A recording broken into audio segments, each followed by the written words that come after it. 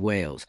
Long before public outcry erupted, one chilling message started it all, a voicemail from Catherine pleading for help.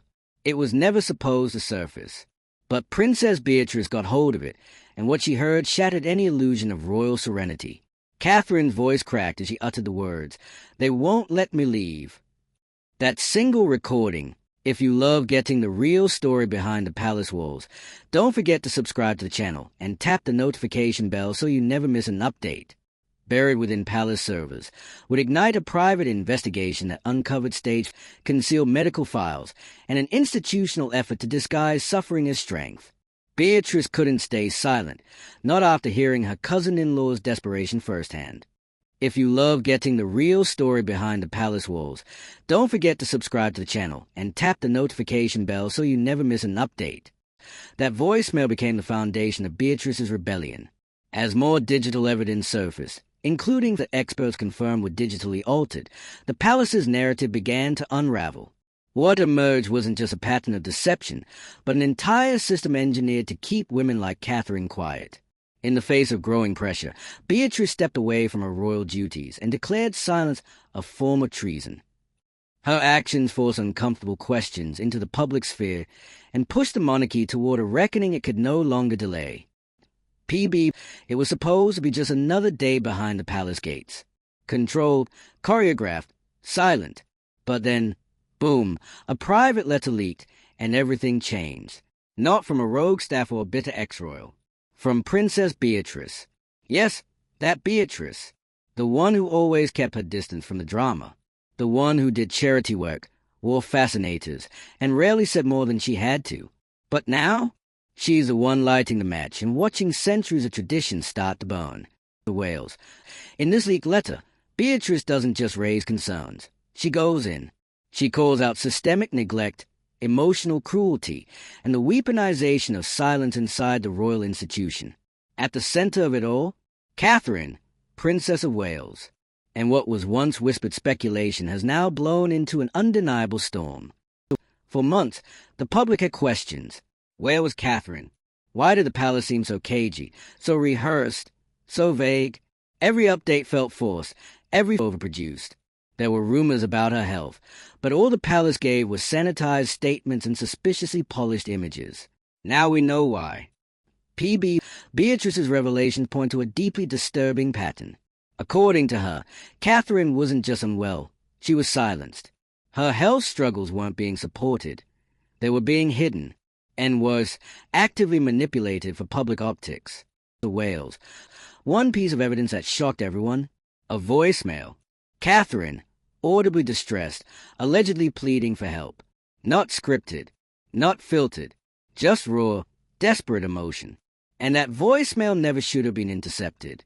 But it was. And it painted a chilling picture of what she was going through, alone, isolated, and while that was happening behind the scenes, the palace was busy in front of the cameras, publishing of her smiling, walking, laughing. But those images, forensically reviewed and found to be digitally manipulated, staged, retouched, over and over again, insiders said the same thing. They were crafting an illusion, one that didn't match reality, because behind that carefully edited smile was someone suffering in silence. Beatrice's letter wasn't just a cry for help. It was a demand for accountability. She began investigating. Quietly, at first, but what she found, horrifying. Internal palace documents outlining efforts to manage public perception. Discussions about how to contain any leaks. Confidential testimonies from palace staff who witnessed Catherine's decline and were instructed to keep quiet. The Wales. One of those testimonies described Catherine as being emotionally imprisoned. Limited communication. Denied external medical counsel. Every decision about her public presence being made by committees more concerned about headlines than health. This isn't new, and Beatrice knows it. The comparisons to Diana weren't accidental. The pattern is all too familiar. Women within the royal system suffering in silence, only to be controlled, manipulated, or cast aside when they step out of line. And now, Catherine was next in that lineage. But this time, someone inside said no. Beatrice broke every unspoken rule. She stopped playing along. She didn't just leak a letter, she exposed the system. And when the pressure mounted, she didn't retreat. She doubled down. With the help of cybersecurity experts, Beatrice authenticated every file, every recording, every manipulated image. She built a case so airtight it couldn't be waved away by Palace PR. And when she was ready, she went public. She stood in front of cameras, not in designer gowns or palace gardens, but raw, direct, and furious. She demanded a full inquiry into Catherine's treatment. She accused the palace of prioritizing legacy over life. And she called out the entire royal machinery for what it is, a system designed to silence inconvenient truths. Her words cut deep. If the cost of legacy is suffering, then maybe that legacy isn't worth preserving. Wales. And then, just when it felt like the dam had burst, Catherine spoke. For the first time, Catherine addressed the world unfiltered. No royal statements. No carefully worded press release. Just her, tired, emotional, and honest. She confirmed everything. She described the loneliness, the lack of agency, the time she was told to smile when she wanted to scream, the moment she begged for medical care but was told it would cause disruption. She said the words no one expected to hear from someone in her position. They won't let me leave. The Wales. The line sent shockwaves.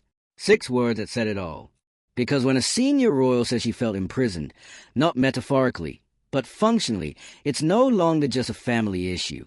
It's an institutional one. And it forced the world to reconsider everything we thought we knew about palace life. The public response? Overwhelming. Support for Catherine skyrocketed. Sympathy poured in, not the patronizing kind, but fierce, determined backing. Commentators who once fixated on her hair were now calling for investigations. Mental health advocates demanded change. And people began asking the hard question, how many more have been silenced this way? And still, the palace held the line, issued a single, hollow statement about support and privacy, and then slipped back into silence. No accountability, no answers, just the usual distance. But Beatrice wasn't done. In her final royal appearance, she announced her resignation. No ceremony, no press-friendly farewell. Just a firm exit, and one unforgettable statement. Silence is treason. With that, she walked away from the very system she was born into. Not because she had to, but because she chose to. Because staying meant complicity. And that choice, it resonated far beyond royal circles. Princess of Wales. It's not just about the monarchy anymore. It's about institutions everywhere that silence women, erase pain, and call it professionalism. Beatrice's stand, and Catherine's truth, have become bigger than royalty. They are part of a broader movement against silence as a shield for power. Catherine is no longer just the poised princess we thought we knew. She's become something more dangerous to the institution, a voice, a reminder that even behind the highest walls, real people live, and they break, and they bleed, and they deserve to be heard. This is a reckoning, a slow, searing one. And the monarchy might pretend it's business as usual, but the cracks are showing, and no amount of retouch can hide them anymore. So what do you think? Is this a beginning of real change? Or just another scandal they'll try to bury with PR spin? Drop a comment and tell us where you stand. If you're still watching, thanks for sticking through this royal unraveling. Hit that like button if you believe silence should never be used as protection. Share this if you know someone who still thinks the monarchy plays by a different set of rules. And don't forget to subscribe. We'll be here when the next curtain falls. You'd think, after everything that's come out, Catherine's heartbreaking video, Beatrice's explosive resignation, the leaked files, the intercepted voicemail, the palace would have no choice but to act, to address it, to finally acknowledge the systemic silence, the emotional abuse, the manipulation that's now being exposed in broad daylight. But they haven't, not even close. What they've done instead, they've gone quiet, frozen in time. Like if they wait long enough, people will just move on, forget. The headlines will fade, the voices will quiet, the next scandal will distract. But this time, people aren't forgetting, because this isn't about a feud. It's not about fashion or tabloid gossip. It's not even about the usual royal PR missteps. This is about a system that has failed the very people it claims to protect. And it failed them deliberately. To Wales. Let's be clear. Catherine didn't ask to become a symbol. She didn't want to represent institutional pain. But by telling the truth, by saying they won't let me leave, she became one. Because that one sentence shattered the myth that royal life is glamorous and insulated. It exposed that behind the tiaras and titles, there are still human beings. And sometimes they're suffering. Beatrice saw it. She couldn't unsee it. And she couldn't stay quiet. That's what makes her letter so devastating. It wasn't angry. It wasn't theatrical. It was controlled rage. The kind that only builds when you've stayed silent for far too long. She accused the palace of emotional cruelty, of actively covering up Catherine's distress, of valuing image over well-being. And she didn't speak in vague terms. She named exactly what she found. Emails, confidential memos, suppressed testimonies, digitally enhanced designed to create a false narrative of recovery. Even security logs suggesting Catherine's movements were restricted and monitored more closely than the public ever knew. And then there's the voicemail. An intercepted message from Catherine herself, pleading for help. She wasn't making a statement. She was begging. And when that recording surfaced, any doubt people still had about the reality of her situation vanished. The message wasn't publicized by tabloids. It was authenticated through Beatrice's cyber investigation. The voice was unmistakable. Shaken, fragile, and what she said, alarming. The kind of thing you can't spin with a press release. She felt trapped, isolated, denied proper care, and instead of rallying to support her, the institution went into image management mode. That's not unfortunate. That's intentional. And now, the world sees it. But instead of transparency, the palace clung harder to silence. Behind the scenes, tensions reportedly reached a boiling point. Eugenie, Beatrice's sister, got pulled into the chaos when she allegedly leaked a private recording that backed up everything Beatrice was saying. A full-blown fracture erupted inside the family. Lines were drawn. And the unthinkable happened. Beatrice walked away. No more royal duties. No more smiling on balconies. No more playing along. She gave a final speech, short but piercing. In it, she rejected the institution's code of silence. She said loyalty to legacy should never come before loyalty to truth. And then she said it, silence is treason. Those 3 words have taken on a life of their own. They've become a rallying cry. Because what Beatrice did wasn't just shocking, it was rare. Royals don't do this. They don't blow the whistle. They don't confront the machine. And they definitely don't risk everything to protect someone else. But Beatrice did, because Catherine's suffering wasn't theoretical. It was real, documented, suppressed, and Beatrice, once a quiet cousin, became the one who finally said what needed to be said, that this system doesn't just demand loyalty, it demands silence, and that silence can be fatal. And here's the part that still stings. It happened before. You don't need to dig deep to find the parallels. Diana, Margaret, even Sarah Ferguson. Women who were swallowed by the institution, made to feel like their pain was an inconvenience. Catherine isn't an outlier. She's the next in a long line. But thanks to Beatrice, that line might finally be broken. Because this time, the cover-up didn't hold. The receipts were too detailed. The digital trail too permanent. The pain too raw. The palace has tried to play it down. They issued a cold, clinical statement about privacy and support. But there was no apology, no mention of the intercepted voicemail, no reference to the tampered images, and not a word about Catherine's public confession. It's as if they still believe silence is strength. But what they don't seem to realize is that silence doesn't protect them anymore. Not in the digital age. Not when people are watching. Not when women are done being told to suffer quietly. Wales. Beatrice and Catherine have opened a door that can't be closed.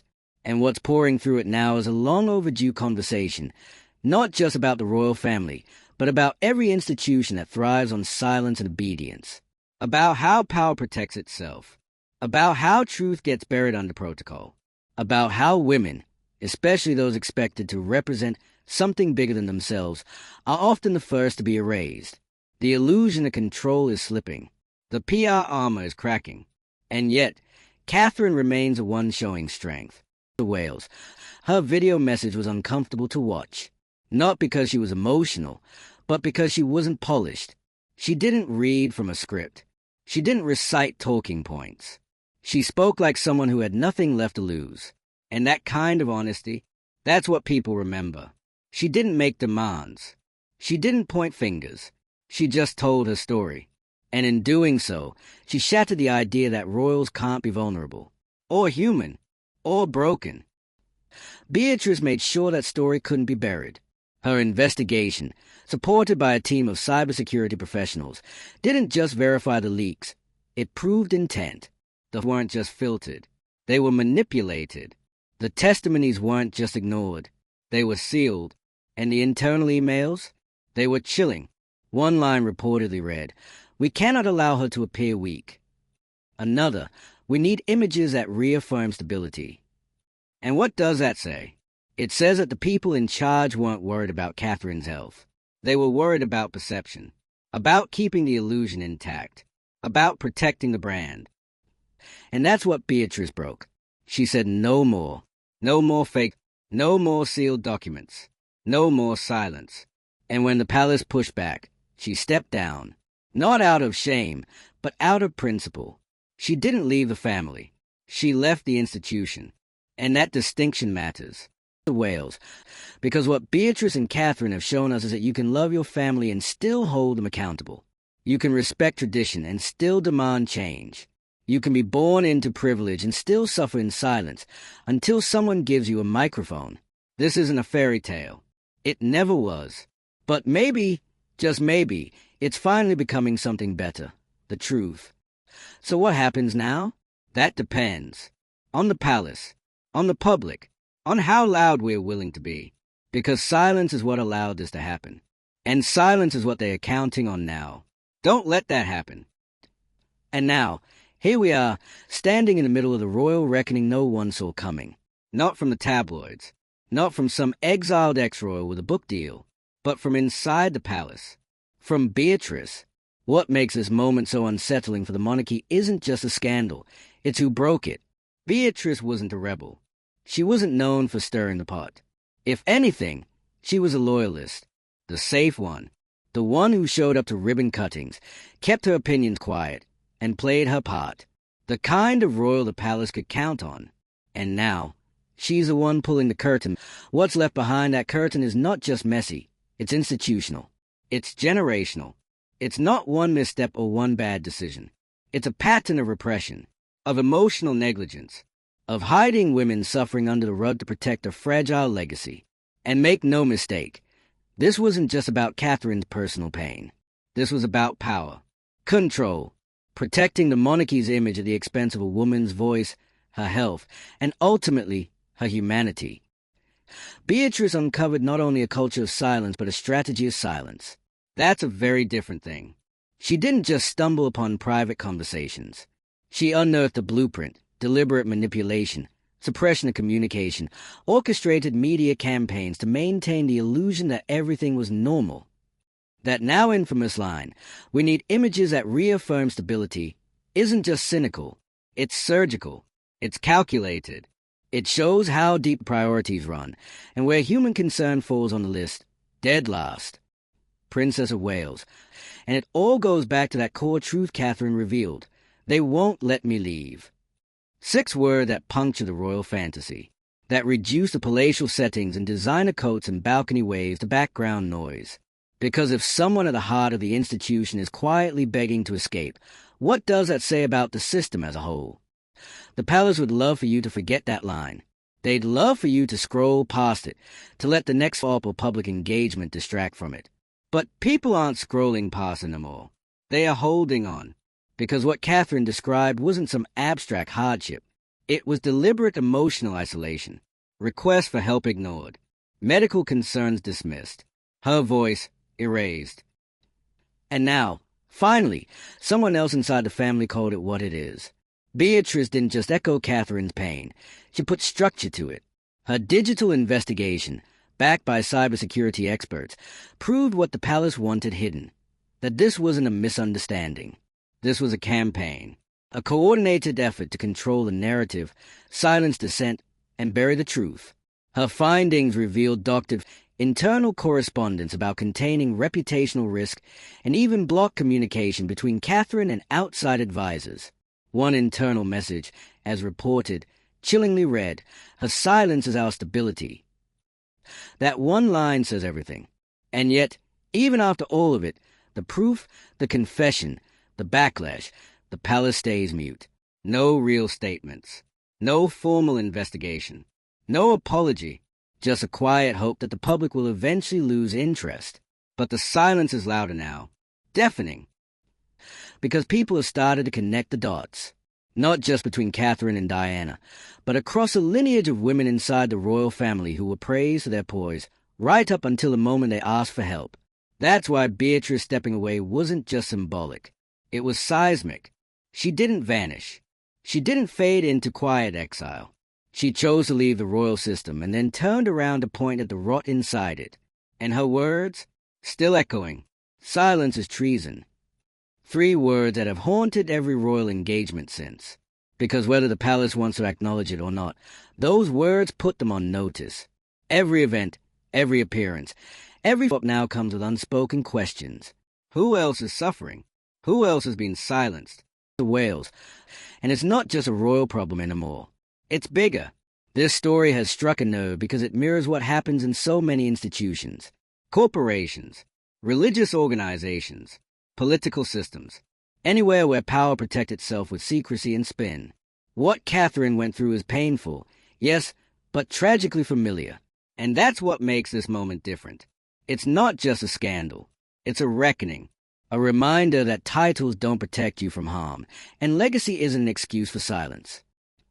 And maybe that's why the palace is so quiet, because they know this isn't going away. The internet has receipts. The public has questions.